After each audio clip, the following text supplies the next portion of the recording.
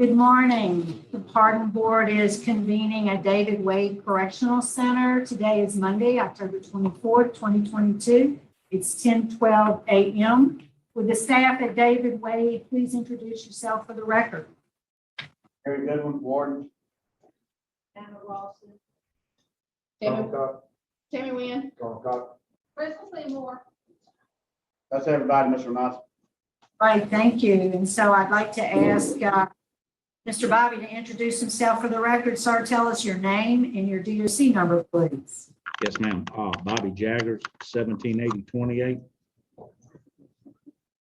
So you're here this morning before the Pardon Board, sir. You're requesting commutation of your sentence. Let me acknowledge your attorney, Mr. Johnson, who's here in the room for her. Sir, would you your name for the record? Eric Johnson, 415 Main Street, Louisiana, 755 on behalf of Mr. Peters. Thank you. Thank you. We also have, I believe, your parents who are here. No? Sort of like parents, right. Mr. Eileen, Mrs. Eileen, and Mr. Eileen, who are going to speak on your behalf. And so at the appropriate time, we'll call on them to do so. First, I'll read some identifying information into the record, after which Mr. Roche will start the interview process with you. We'll hear from the Eileens. We'll hear from the warden, and then your attorney will close it out after you make a statement to close it out for us. We'll turn it over then to Mr. Johnson. So Mr. Jaggers, you're here seeking a commutation of your sentence. You were sentenced in Bossier Parish in July of 2000, 2 counts of aggravated armed robbery, 2 counts of kidnapping. Is that information correct, sir? Yes, ma'am. Mr. Roche has a presentation and he'll ask you some questions. Mr. Roche. Yes, ma'am. Thank you, Madam Chairman. Madam Chairman, fellow board members, before us this morning is Bobby Ray Jagers, DOC number 178028. Bobby Ray is here today seeking a recommendation for a commutation of sentence or a conviction for 2 counts of aggravated kidnapping and 2 counts of armed robbery in July of 2000. Ms. Jagers was found guilty as charged and was sentenced to life and hard labor at DOC without benefit of probation, parole, or suspension and sentence for each count of the aggravated kidnapping. And those sentences were to run concurrently. He was sentenced to 20 years, 1 count of the armed robbery, and he was sentenced to 30 years on the second armed robbery conviction. Those sentences were to run consecutively to each other, and which would make his total sentence life plus 50 years. Is that correct, Mr. Yeager? Yes, sir. Mr. Yeager is currently 55 years old at the time of the offense, 30 years of age. He was not a teenager. He was not a youngster. He was a full-grown man who committed 2 counts of armed robbery and 2 counts of aggravated kidnapping. Let's go over your criminal record. Let me get to that page, Mr. Yeager. I think your criminal record started in 1985. In March of 1985, you were arrested for a simple escape. Is that correct? Yes, sir. And what were you arrested for that caused you to be arrested again for a simple escape? It was a car theft. Car theft. Yes, And sir. then in June of 1986, you were arrested again for simple escape. In July of '86, you were arrested by the Shreveport City Police for a DWI. In September of '86, petty theft, Bossier City. September 1987, intoxicated, another arrest for DWI by Shreveport.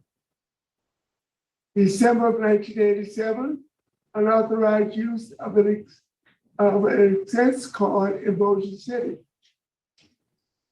July 1988, you were arrested again for DWI and theft in Shreveport. Am I correct so far? Yes, sir. Then in August of 1988, a simple robbery and battery. August again, 1988, aggravated battery. December 1988, second degree battery. February 1989, criminal mischief and disturbing the peace in Bossier City. He pled guilty. April of 1989, second degree battery in Bossier City. June 1989, public drunkenness. That was the whole process.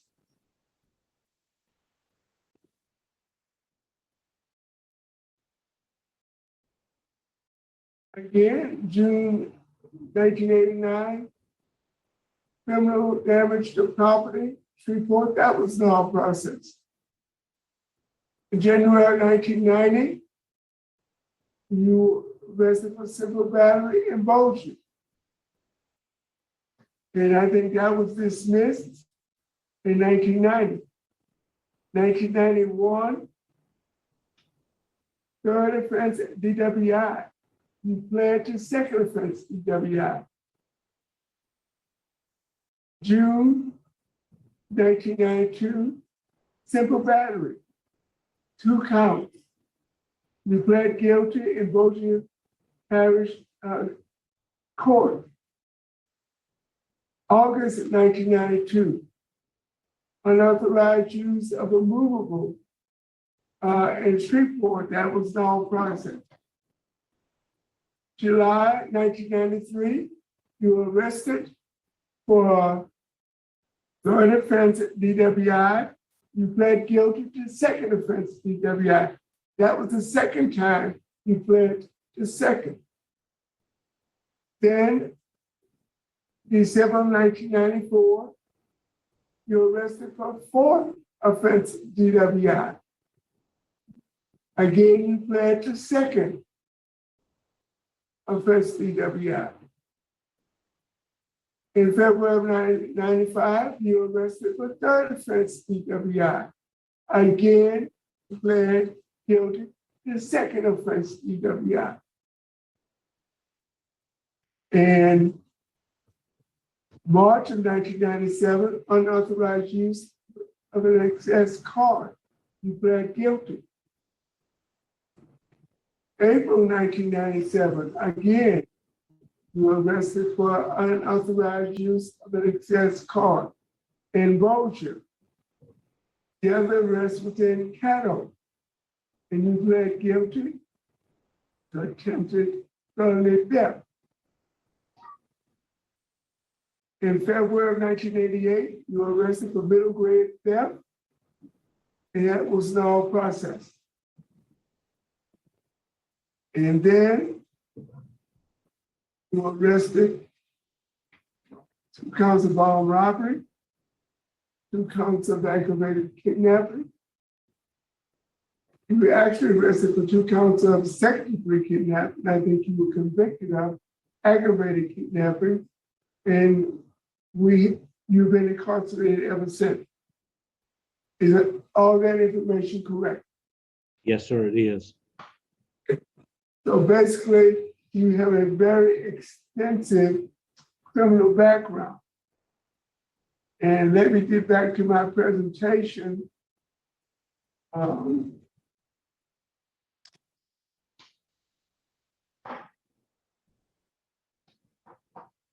Opposition in your case comes from the sitting judge in the 26th JDC.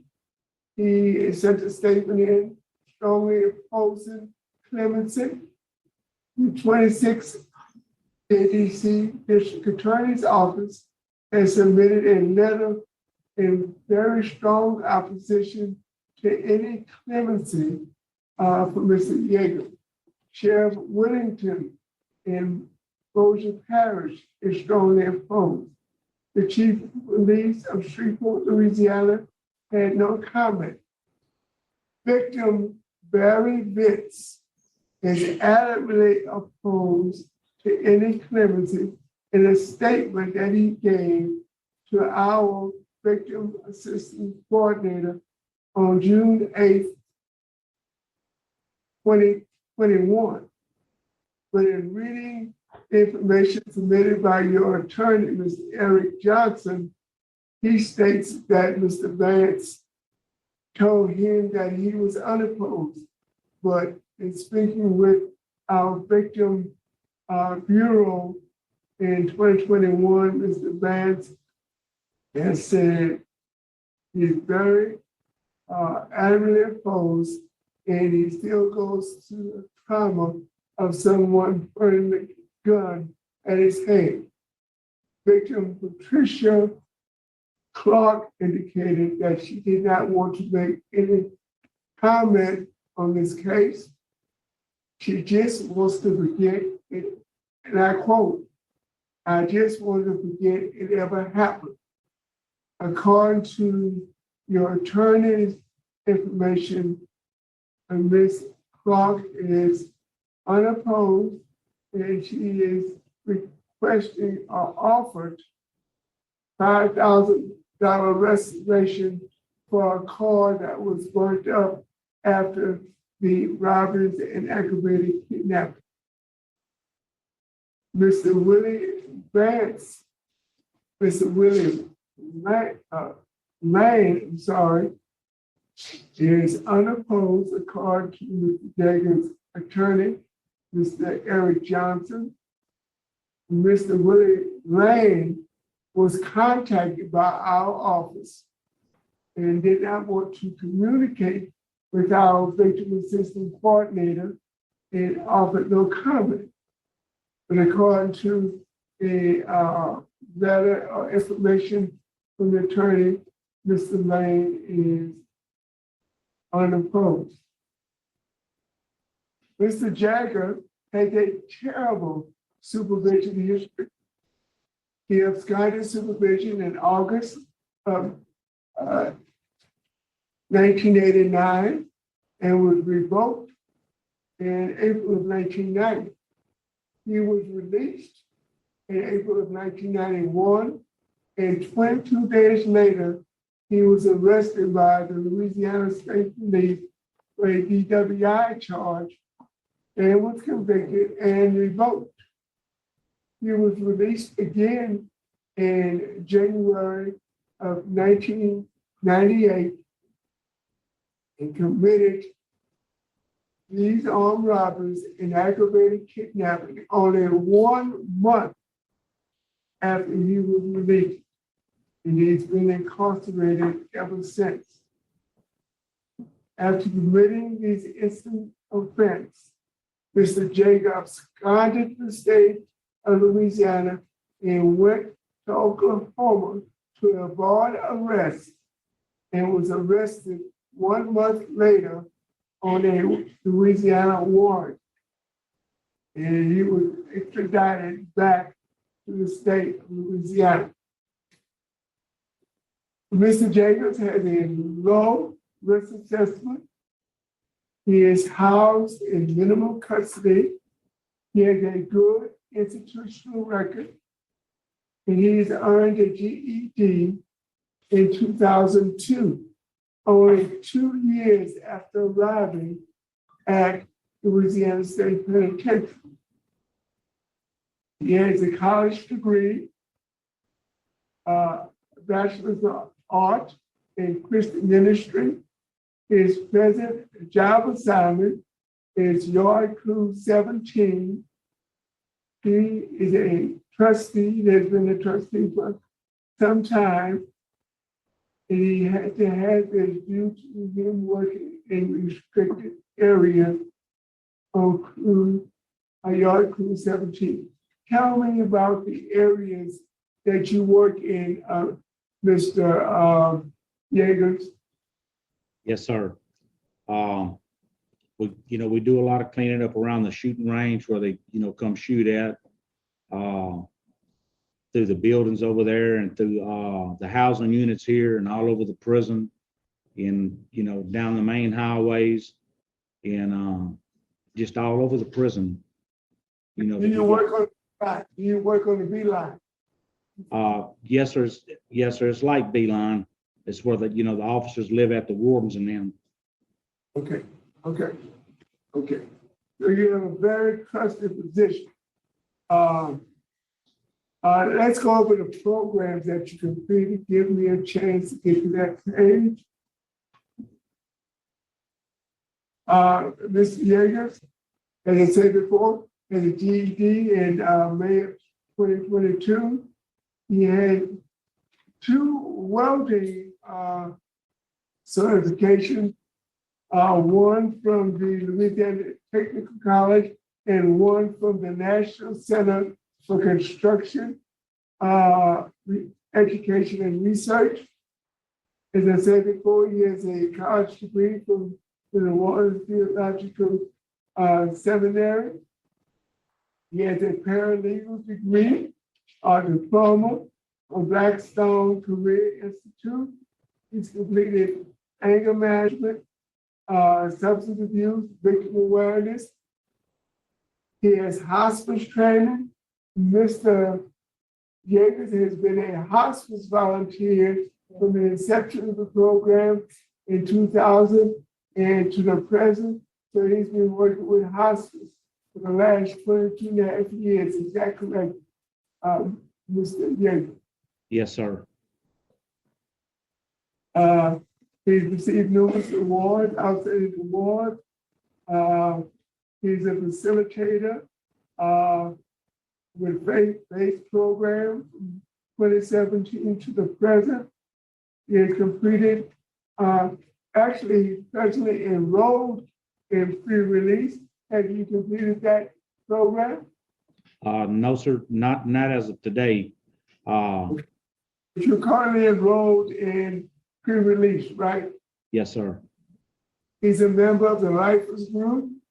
He is a member of many faith-based programs.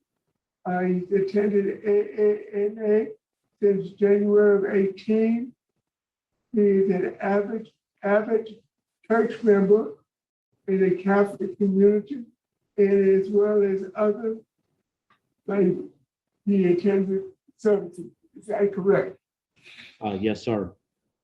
He has a good institutional record, and Warden Goodwin will give us an assessment of how he has performed in incarceration at David Wade. He has a good transition plan in the state of Mississippi with Dixie, Lim, and Naveed.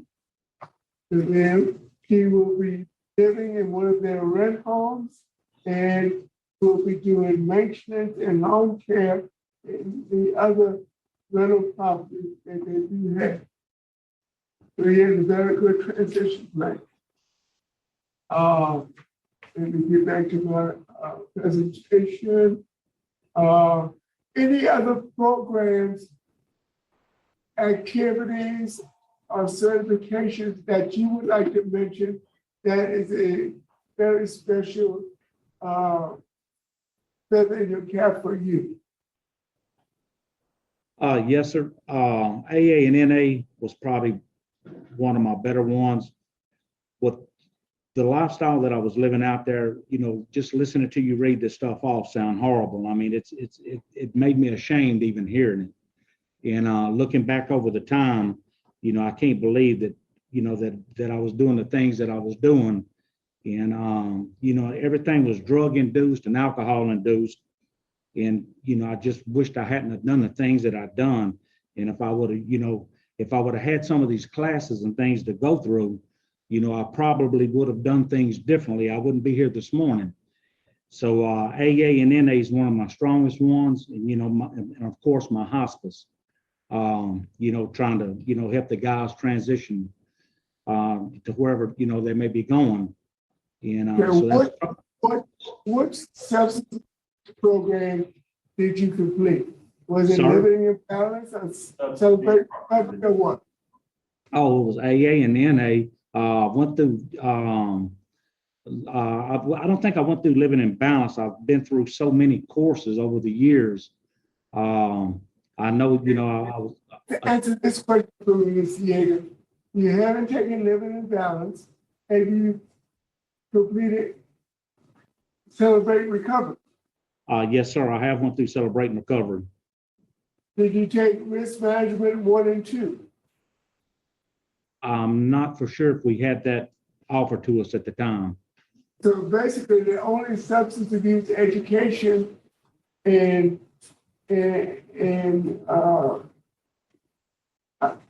I wouldn't say celebrate recovery is treatment, but it's education and it's a community that leans on one another for support for their alcohol and drug problems. Is that correct? Yes, sir. But you really hadn't had any actual substance abuse treatment, such as the Steve Hall program, the Don Francois program, or other programs that DOC has to offer. You haven't had any treatment as yet. Am I correct? Yes, sir. The only thing that was offered to us, I think, was the AA and NA in the substance abuse. Okay. And NAAA is a 12-step program. In its meetings, I'm talking about actual substance abuse treatment for your problem, because you said most of your criminal activity was based upon alcohol and drugs. Yes, sir. Okay. Let's talk about your disciplinary conduct. Our PPI, and I searched the PPI for 30 minutes. I did not find a disciplinary report in my PPI, but according to your last institutional progress report, we have a total of 8 disciplinary write-ups and 24 plus years of incarceration. Is that about right? Yes, sir.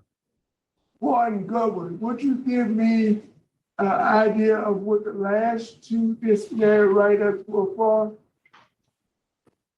The last one I know, Mr. Roche, was in 2011, as far as Rule 5, aggravated disobedience, I believe. I'm not sure. Let me see if it's in his record.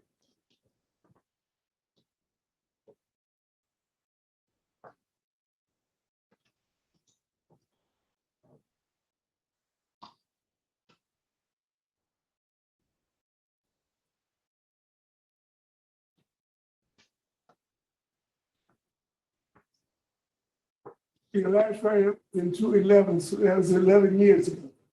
Yes, sir. Yeah, and he hadn't had any of David Wade, but the last one that is in his record that came with him from LSP is actually dated 2009. I guess they, maybe they misfiled the other one, or it's not in this particular record, but the one from 2009 was a aggravated no, I'm sorry, here it is, Mr. Roche. 2011, aggravated disobedience.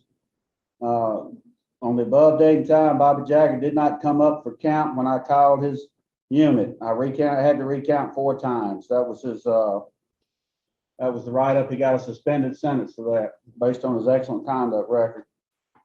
And the one prior to that was 2009. And it was for a defiance in 2009. He used profanity when he was talking to a staff member. I don't want to read the report, but there is some profanity that he used towards the officer, and he got a Custody changed to working cell block for that particular write-up. That was in 2009.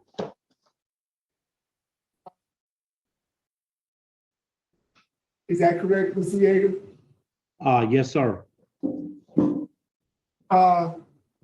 You have a letter of opposition from the district attorney in the 26th JDC, Mr. J.S. Marvin, who is strongly opposed to any clemency in this case. Letters of support and recommendation. You have a letter from Dr. Todd M. Lobrano. Dr. Lobrano discussed your mental health evaluation that he gave you and said that Mr. Jager seems to be in good mental health condition.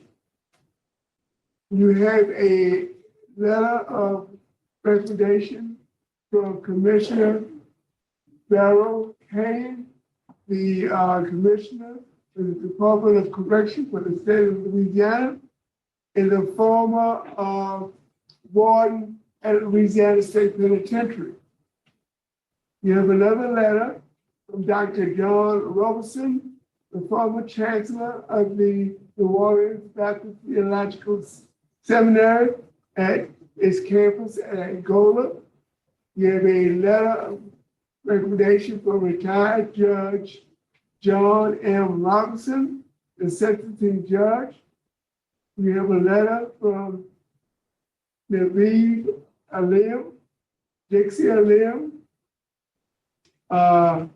Jeff Hall, Pastor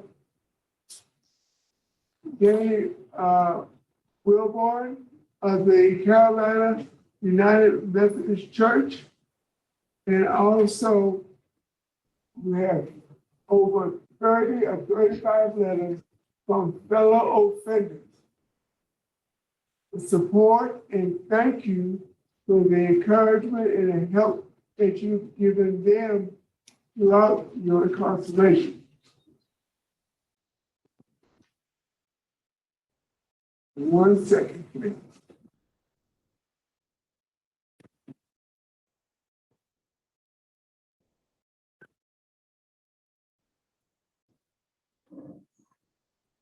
Your work evaluations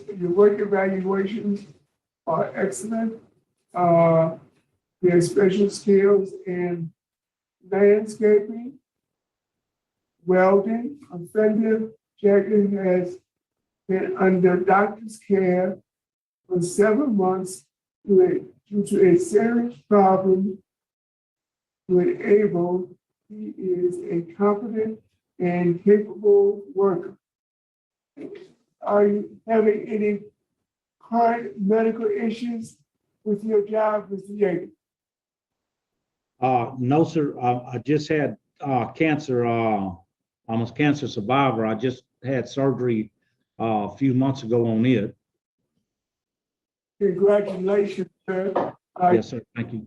You're talking to a fellow cancer survivor. I know what the feeling is like. And how are you doing now? I'm blessed. I'm thankful that they caught it on time, they say. And I feel good. I'm working good. I'm strong. My body's getting stronger. I'm just thankful to God they, caught it on time. He's pretty much back to full duty at this point, Mr. Roche. I see him out working just about every day. So he goes to a doctor for follow-up appointments and things like that, but otherwise he's pretty well back to full duty. It is truly a blessing. Yes, sir.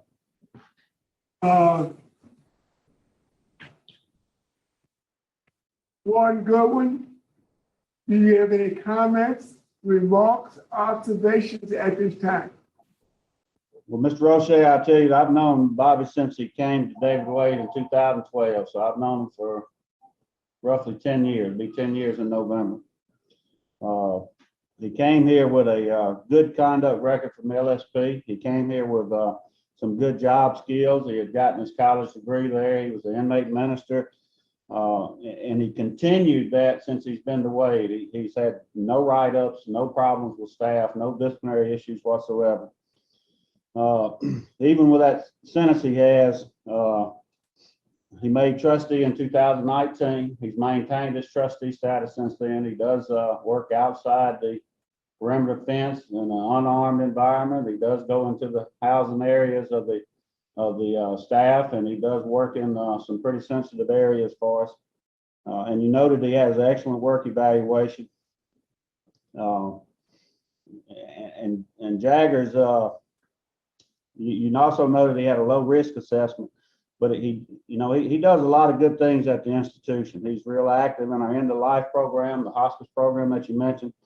He's very active in a faith-based program.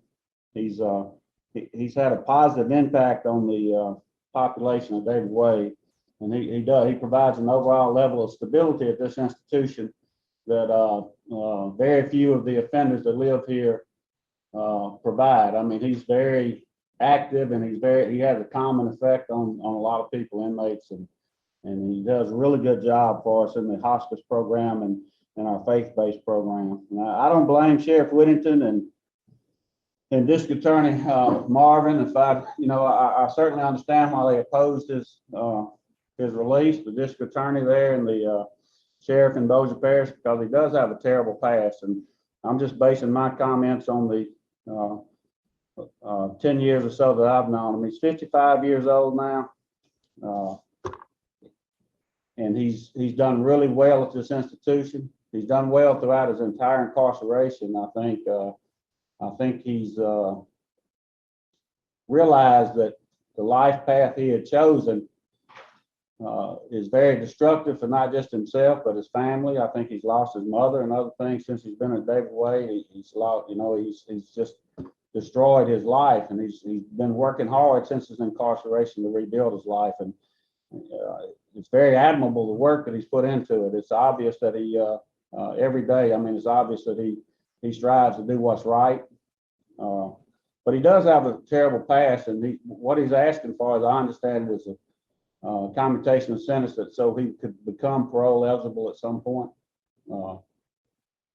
And I think he's worked hard over the last 20-something years, and I would, base my recommendation on his institutional history. I would say that he's certainly deserving of consideration by this board. Thank you, Mr. Rocha. Thank you, Warden. Warden, you always come across as a person who generally knows his offenders, and I will take your recommendation into consideration. Mr. Jagers, I will get on my soapbox right now. I've been at this job for 7 years. A person with your criminal history, with a supervision history such as yours, Yes, sir. I would consider unsuitable a commutation of sentence. You have over 25 or 30 arrests and convicted of 3 felonies. But I have to take in consideration your performance while you've been incarcerated. Yes, sir. So this has been a very difficult week for me. I have 2 cases pretty much similar. And I have to use the scale of justice and make it balance. And it's been difficult, but I will make a decision. And I will try to be as fair and just to all parties involved. You do have law enforcement opposition, you do have some victim opposition. And I will take all of that in consideration, along with your service as a hospice volunteer. But I have to put into the mix that terrible criminal history and supervision history. And I will make a recommendation at the end of this hearing. Madam Chairman, I really have not come up with a decision, in Mr. Jagers' case. And I'd like to call for an executive session at the end of this hearing to discuss confidential matters with other members of the board. Thank you, Mr. O'Shea. Mr. Freeman's question. What is gonna be your sobriety plan when you get out? How are you gonna stay sober? I can see you have a bad problem with alcohol. Yes, sir, I did. Still do. My intentions are, if I'm blessed enough by this board to get home, a few times a week, I'm gonna try to, be in any of the classes that they have out there. And, whatever, stay in church and, go to the classes and, do my best to, just stay positive. And definitely not do any drinking or any kind of drugging. It was just a bad mixture for me, that was for sure. And it cost a lot of people. And like I said, I look back on it and I'm so very ashamed, and I feel for the people that I've caused this to, not just these victims this time, but every one of them. And I plan on staying in any classes that they got, in Mississippi.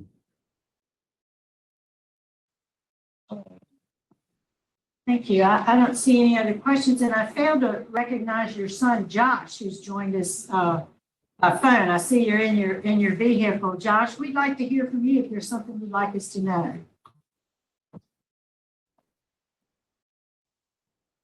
Yes, ma'am. Can you hear me? Dan. All right. Is there anything you want me to ask? I mean, you want to ask me or just you want me to speak? No, I just want you to speak and tell us what you'd like us to know about your father. All right. Before my dad got sent to prison, I had, great memories being with him, fishing and stuff with my brother and holidays and someone trying to teach me how to be a man. And I lost all that around 7 years old when he got sent to prison. I realized at that age he made some bad decisions, and that's why he's away from us. It was hard growing up without my dad. I'm only seeing him through, glass windows and short phone calls. And then he got sent to Angola, and I was a little older by then, so I kind of knew what that place was, and I was worried for him, going to a place like that, what could they, turn him into. And a couple of years in there, I hear that he's got a degree and his bachelor's degree and all that, and how well he was doing. And, he could have went down a very different road in that place. And I'm grateful that he did. And the choices he's made since he's been in there, and it's led to this day right here, I'm just very proud of him, no matter how this turns out today. He's a good man, and I hope to have him out here with me one day. And granddaughters get to know him, and I'm just proud of him. He's turned his life around, and I hope he gets to show that to y'all. I'm sorry, I'm getting a little emotional over here. That's okay, Josh. We appreciate you taking the time out of your day to share that with us. We do appreciate it. Thank you so much. Yes, ma'am. Thank you for allowing me to. We're going to hear from I'm sorry if I'm mispronouncing your name, the Eileen's. Yes. Can we hear from Mrs. Eileen first? Yes, ma'am. Yes, ma'am. Thank y'all. On behalf of our friend Bobby Jagers, I like to tell you that we did not know Bobby 25 years ago. We know what's on paper. We know we've read his court transcripts. We know his record, but we didn't know him. But I can tell you that we know who he is today. We have known him for over 10 years, and we know the man he is home.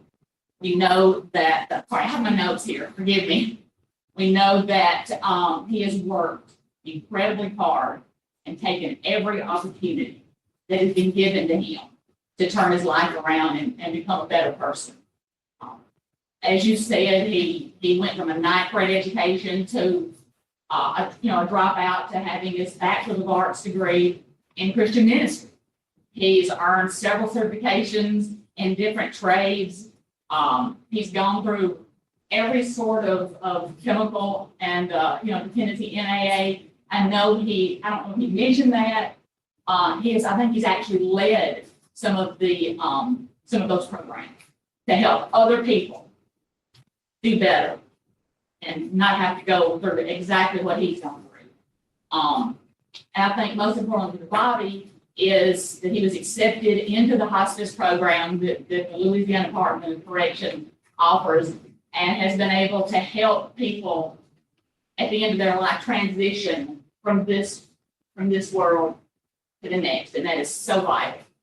And of course, he didn't do all this on his own. Our hats are off to the Louisiana Department of Corrections for all of the programs that y'all offer. It's incredible. It is not just helping these men on trades, but it is giving them, a feeling of accomplishment and self-worth that they probably have never had. And that's incredible. And so y'all are doing a stand-up job. But I think the biggest transition for Bobby, and if you're around him for more than 5 minutes, you'll realize this, that he has been transitioned into a Christ-filled, Christ-following man. And that is so a part of his very being.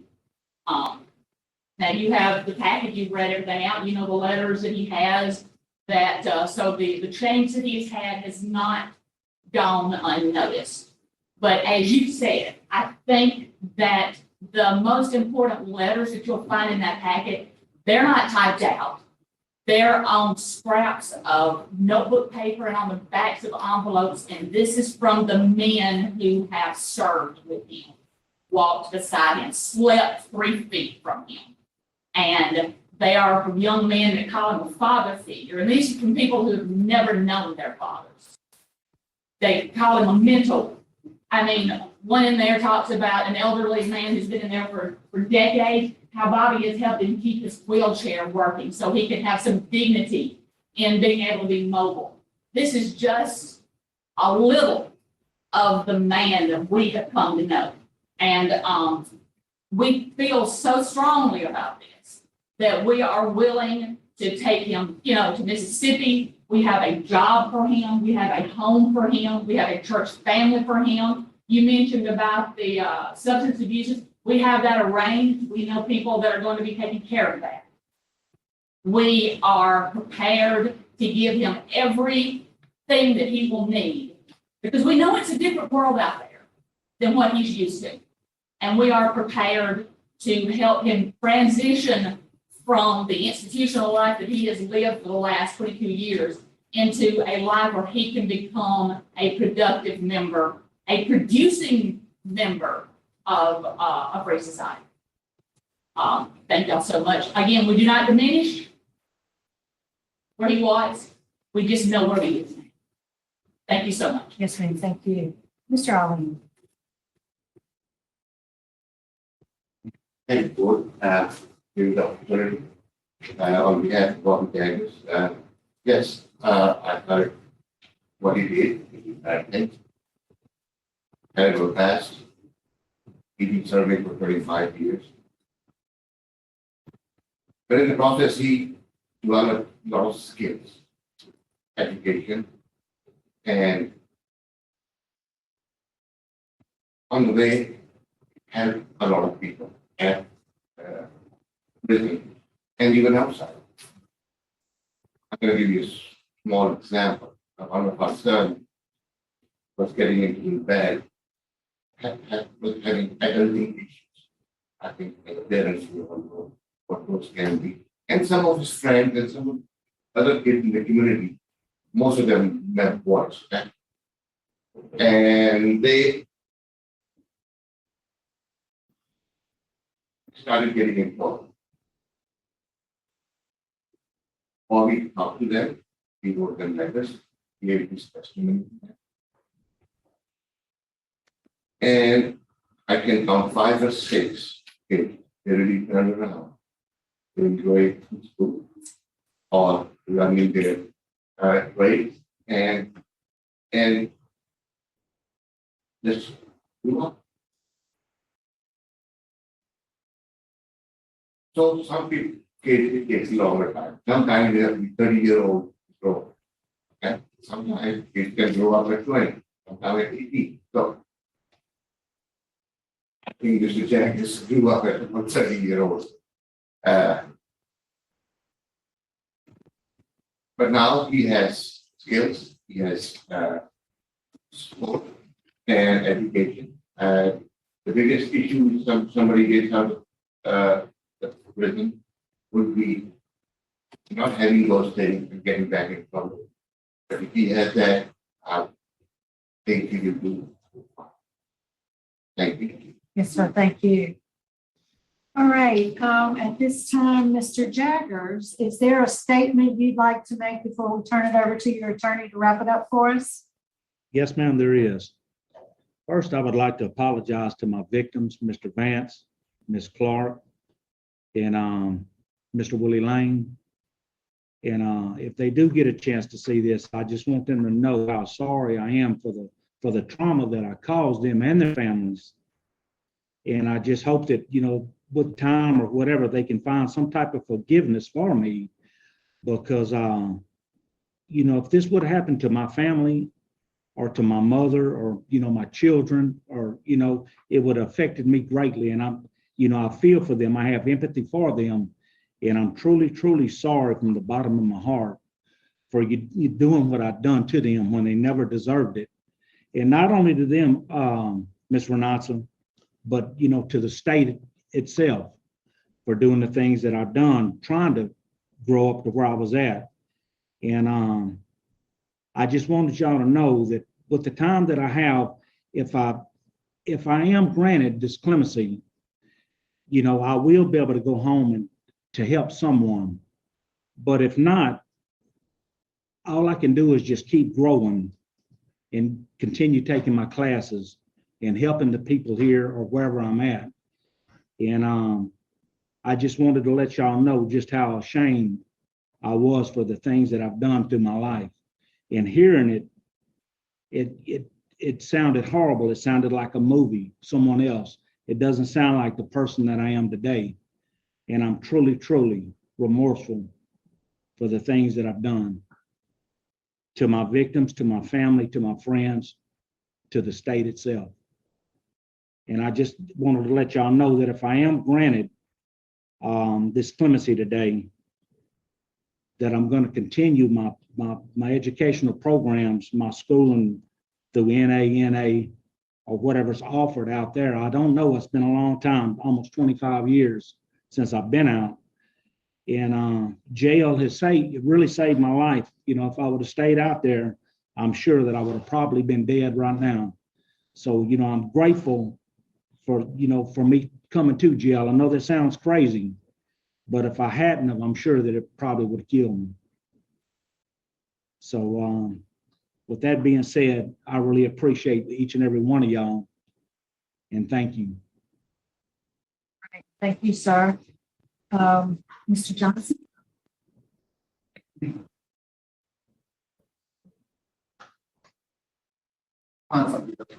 So you see us all? Go ahead. I did see Judge Bell. Judge Craig asked me to tell you a little about what each one of these law firms. You know, I joked with Miss Helene before we came in that this was over with, whatever the result, I was going to put her on my payroll, and I was joking, but I may actually try to hire her. Not often I get up stage, but I don't think I can follow her act very well, but I'll try. But I wouldn't have come here this morning to lobby for a commutation of sentence or clemency on behalf of the Bobby Jagers that Mr. Roche was reading out the criminal history of. In fact, when we took this case a long time ago, when I met the Leans and they wanted me to help Bobby, and I actually spoke with Warden Goodwin back then, and he said, you know, Bobby's a good guy, he's a good inmate. And I got to say, for Warden Goodwin to make him a trustee with, I think, at least 2 simple escapes on his record, shows the confidence that he has in the kind of person that Bobby is. And Bobby I think it's worked off of the side of David Wade, and we've had storm damage from tornadoes or high winds or whatever. He's actually left compound and gone and helped the community, gotten trees out of roadways and what have you. And then I think his record as an inmate is exemplary with regard to write-ups. I thought he had 7 write-ups when we were going over this he and I last week. And I think they were all for minor infractions, nothing that was particularly serious. It is also rare that, and Mr. Roche spoke about the opposition. I actually went and spoke to Judge Self, who had opposed the clemency application because he was in that division at the time. He was contacted by Mr. Dupree from the Bureau of Dry Probation Parole Office. He said, look, I had to oppose him because of his addictions and his record. Same thing with Mr. Marvin. I went and sat down with him. He said, he calls me Jim for some reason. I've never known why. He says, Jim, he said, I don't think I can get on board with a guy with this record. So again, actions have consequences. I spoke with Judge Mike Narin, who was actually Bobby's lawyer back in the late 90s and 98 when this happened in 2000, I think, when they went to trial and was convicted. And I asked Judge Narin, I said, why did Mike Pittman, who's now also a judge in Cattle Parish, why did he not make a plea offer? He didn't offer anything. And again, Judge Narin said his record. I went and visited with Judge Pittman and he looked at the record. He said, I just can't make an offer to this guy. So his record is what got him where he is. And I think what Bobby said at the end is exactly true. We talked about this. He said, you know, it was a blessing to him that he got pulled off the street when he did. He said, I was either going to kill somebody or I was going to be killed. That was where I was headed. And again, he turned his life around tremendously from where he was then, using alcohol and drugs heavily and committing these crimes. And as Mr. Roche went through that criminal history, we went through it when we took him as a client, and my paralegal, who was working for me at the time, said, my gosh, you know, you're going to make an application with this guy's record. I said, the Helene, Swan Goodwin, everyone that I talked to, there's a letter from Lieutenant Bobby Roden, who's retired now. He worked at David Wade and was around with Bobby for, I think, over a decade and transported him once or twice. And he volunteered to write this letter on his behalf when he knew that he was coming up for clemency after he left him. So, Warden came. We reached out to him at his current position in Mississippi. He may be the only guy, maybe in the history of the country, that had had DOC in 2 different states during his lifetime. But he said, I'll write a letter. Well, I was expecting, 1 paragraph. I think he ought to give some consideration. Of course, you read the letter that he wrote. And the letter that Judge Robinson wrote, who was, and I want to say that I think a great deference should be paid to the retired judge who, little humor there, because I know that 3 y'all. And Judge Jackson, last time I was in front of y'all 3 weeks ago, had Mr. Roche's name in front of her, which was, we knew she was not. But I think, Judge Robinson, he's met with Bobby after his incarceration. He's acted in Cairo's prison ministers. And he's seen him and spoken with him, and he told him, he said, look, I will write him a really good letter. And of course, he asked me, as any good judge would do, he said, give me everything that you submitted to the board that you're going to submit to the application. I gave him all the letters, certifications, course completion certificates. And he read through all of that. And he said, I knew Bobby was doing well from seeing Wade. I had no idea that he was doing as well as he's been doing. Again, the evaluation of Dr. Loprano, I think, basically sets out that Bobby is, I think, no risk, despite this terrible history he had before his incarceration. That at his age now, he and I are the same age, ironically. And when I met with Bobby after he was diagnosed with prostate cancer, and I went and met him at Wade after the diagnosis when Celine contacted me and asked, because she was concerned, oh my God, we're not gonna get in front of the board before something bad happens to Bobby. So I want to talk to him. At that time, he had no idea what, he just knew he had prostate cancer. He didn't know what the prognosis was going to be. And he teared up and told me, the worst thing can happen to me if I die, I die. But I don't want to die without being able to get out and prove to the Leans and to my son Josh and my friends and family out there that I really could be a productive member of society if I was ever given the chance. That was the greatest fear when he found out he had cancer. And I think they did surgery. I think he's going to be fine. Hope he lives a long, healthy life. But I looked at in preparation for the hearing, and I was worried Judge Marabella was going to be on the panel because I was told by Jim Bourne at the seminar that he hated unprepared lawyers. When I found that outside the panel, I got even nervous. But this is my first appearance in a commutation. I've done probably 100 parole hearings, never done one of these before. I was looking over everything last night after the guilty Wednesday night. And one thing I saw in Judge Robinson's letter, he had a statement in the second page. It said, I've always believed the purpose of incarceration by criminal justice systems to punish criminal wrongdoing, number one. And number two, provide criminals with the opportunity to rehabilitate themselves and prepare to re-enter society as productive members of it. I think Bobby Jagers has been punished for his conduct on the night that all this terrible stuff happened. And luckily and thankfully, prayerfully, all three of his victims were not harmed physically in what happened. Now, Miss Clark, I went and spoke with her and found her at her residence. And she didn't want to talk about it. And I could tell that she was still disturbed even 20 years later when I told her who I was and why I was there and what I wanted to speak about. It changed her whole demeanor.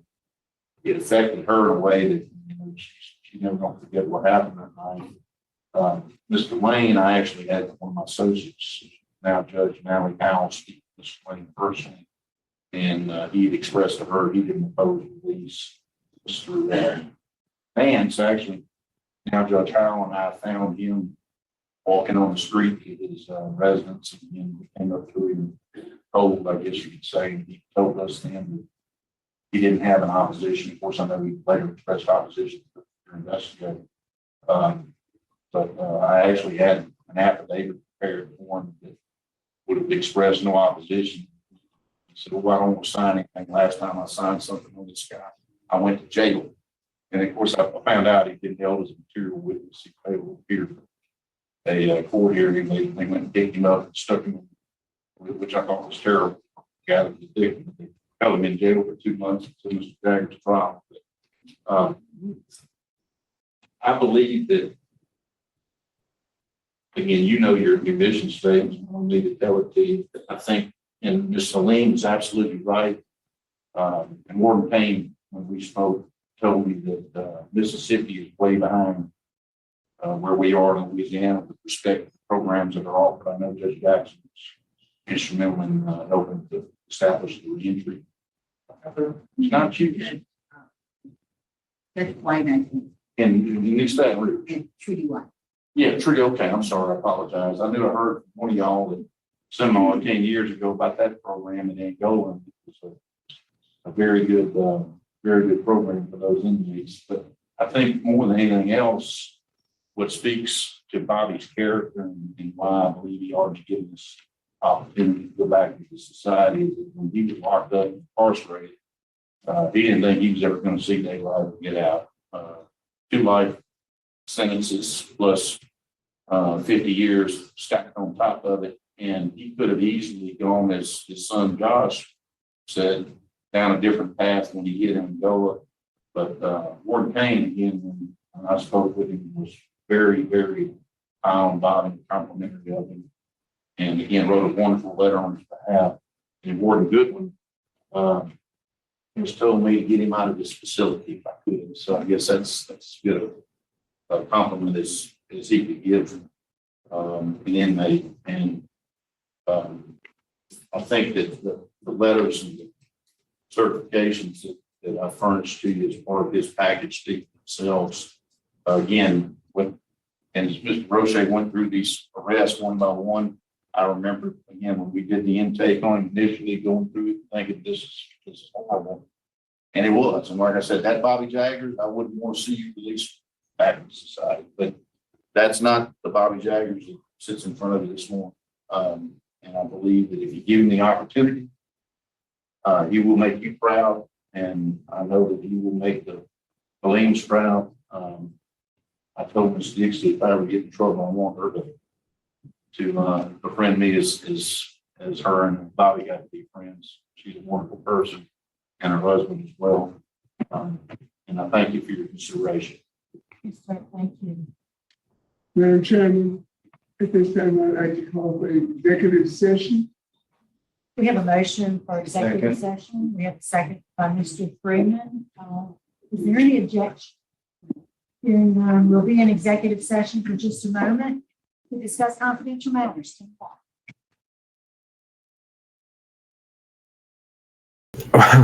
Wow, this hearing really it takes you for a ride. It's like the way it started, you're just like, why are we even here? How is this possible? He has like more felonies than really I think anyone I've seen, and you just wouldn't recognize him. Wow, they sit out quite some time. 310. This is more than 10 minutes. I think it's the longest executive session, but we'll skip it. We will skip it. Yeah, so while we just wait for the final minute, what do you think? You think they're going to just say, okay, a little bit more time? Let's see. We are prepared to vote. Thank you all for your indulgence. Mr. Roche will be voting first. Thank you, Madam Chairman. Mr. Jagers, Yes, sir. I want to thank you for a difficult week. It's been a difficult week for me.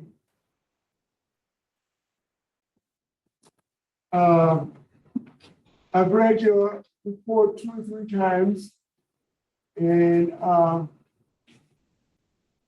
it's just as extensive a criminal history as I've ever seen. Yes, sir. You've got out on probation a number of times, and you were back arrested within 1 or 2 months. But I also was privy to your excellent incarceration record. Yes, sir. Working with hospice for the last 22 years while holding a regular job must have been exhausting. My daughter is a palliative physician. She works with at end of their lives, and I can see the stress on her face at times dealing with people at the end of their life. She does this for a living. Yes, sir. We have recommendations from Warden Kane, the sentencing judge, Dr. Robinson, who's the former chancellor of the New Orleans Baptist Theological Seminary at its campus in Angola. You have earned numerous educational advancements. You have 2 degrees and certification in welding. You have done very well. I had this long drawn out statement, but I'm just going to go ahead and vote. I used the scale of justice of my livelihood for almost 30 years. I was a law librarian. I had a faculty of 60 lawyers and 400 students that thought they were lawyers. So I've dealt with lawyers. Your lawyer has done a good job for you. Yes, sir. Our recommendation is that we commute your sentence to 99 years with parole eligibility after serving 27 years. I'm not going to make it immediate simply because of your criminal history and your supervision history.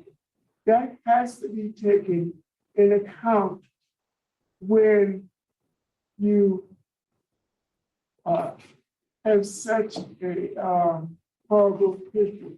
So I think that's overworked. And you're going to do very well. My vote is to commute 99 years with parole eligibility after 27 years. Thank you, Madam Chairman. Thank you, Mr. O'Shea. Thank you, Madam Chairman. Mr. Jagers, I've enjoyed your interview. You have some wonderful letters of support, tremendous comments by the warden. You're low risk. You've accomplished a lot of things while you've been there. Our role is a little different than the judge's role. We all have different roles. We look at what you did and who you are and who you were. And there's no question that your criminal history comes into play. Yes. Our job, at least my consideration of our job, is to, while taking those things into account, to determine who you are today and what you've accomplished while you've been in prison. And after reviewing all of those things, my vote today would be to recommend to the governor that commute your sentence to 99 years with immediate parole eligibility. So that would be my. Thank you, Mr. Mayor Bell. Mr. Frick. Mr. Jaeger, I mean, your criminal history definitely concerns me. It's just alarming, really, but I'm going to take a chance on you due to the warden's comments and the support that you're going to have. So I'm going to vote to grant commute to 99 years with immediate parole eligibility, but that you do move to Mississippi. You do interstate back to Mississippi. Yes, sir. Mr. Jackson. Mr. Jagers, I echo the comments of my colleague. You've done an exceptional job over the last 24 years. Really impressed by your interview today. For me, the true sign of rehabilitation is not the things you do for yourself. It's the things that you do for others. And most of the time you have been incarcerated has been spent doing for others. For me, that's very important. So my vote today would be to recommend a commutation to 99 years with immediate parole. Thank All you. right, Jaggers. I was most impressed with the remarks made by Josh and the pride that he has in the work that you've accomplished and the man that you've become. I also was moved by the remarks by Warden Goodwin. We hear from him a lot and we don't ever hear him say all the good things he says about you. I was struck by his remark that he said, you've made a positive impact on the offender population there at that facility. And that speaks volumes to me. So my vote today also is to recommend commutation of your sentence to 99 years with immediate parole eligibility. So Jaggers will make a recommendation on your behalf to the Governor Edwards that your sentence be commuted to 99 years and that you be immediately parole eligible. Good luck to you, sir. Yes, ma'am. Thank y'all. Thank you a lot. I love you, Josh. Love y'all, Dick.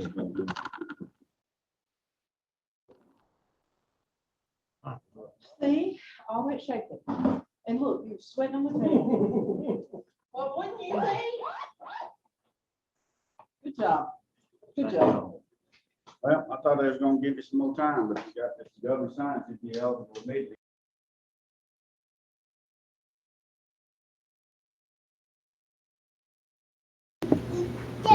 that was interesting. The warden said, I thought they were going to give you more time. I thought so too. Just because of his extensive record, my 2-year-old ran in. That's always the most, you're an hour and 10 minutes invested into recording a video, and you want to get your comments at the end. And I thought I had the door locked. He throws open the door. He runs in and he's trying to, but I would have to, I don't do like the editing thing well. So like, I don't do that. I don't plug myself in after I've recorded it. So let me just close the door and unpack this. Well, unpack this and then I've played with him a good hour this morning with his train and cars and all his gifts he got. So I'm not feeling guilty. Man, I wish I'd pulled up his docket because like I have it here, but before I went and did this, let's see if I can get it up because I want to read it all. So October 24th was the hearing. I'm going to go in here, October 24th. I have October 25th. It's interesting. I'm on their website now looking at the dockets, but I don't see, they have everything but October. They actually don't have October 24th even listed. They have October 20th and 25th. So it's not making it easy for me to find it. So that means I'll probably, that's okay. There was a lot. Yeah. I tried writing it down on my notepad while they were going through it, and it just kept going and going and going. And I guess really all we have to do is hear what was it Mr. O'Shea said? It was the most extensive criminal history I've ever seen. And that's saying a lot. Man, he just couldn't stay out of prison, like straight up. To see who he is now versus who he was, you just would never believe it. And the Louisiana Parole Project, even he was saying it, I don't think I can get behind someone like this. But prison is meant for punishment and rehabilitation. And it's clear that this man has been rehabilitated. I don't think that he's going to go out and reoffend. And it's just one of those things. And like someone else has said, it really is a blessing that none of his victims got physically hurt. So this man was completely out of control, but he never physically hurt someone, which is saying something. Now I'm sure he caused a lot of trauma, but he also does seem genuinely remorseful. And like they said, he was doing things. He had a full-time job, and then he was doing the hospice thing, which is like that wasn't part of his job. That was like actually like what. Let's quote Miss Jackson. She has the best lines. It's not the things that you do for yourself. It's the things that you do for others. And he, outside of his full-time job, was taking care of end-of-life hospice. One of the things that really, let's be real, probably one of the least rewarding things someone can do. I mean, it can get to the point where someone is not cognitive. It's not rewarding. They're not even thankful because they're basically on the way out. And it's easy to think that no one's ever going to notice and no one's ever going to talk about it. It's not a manipulative move. I don't think so at all. And it's I think more closer to one of the more selfless things you can probably do. And his son just looks like a great guy, what he said and everything. Like, that's just another thing. How do you come out with your head on your shoulders when you just have a dad that's never there and is the role model that he was? But that's, I'm happy. What can you say? Again, I know that there are those that will probably feel differently than me, and I would love to hear that in the comment section. But this was a twist. Even the warden said it at the end. It was cut. I thought you were going to get more time, but it didn't work out that way today. And I think it's a good story. But with that, I'll let you.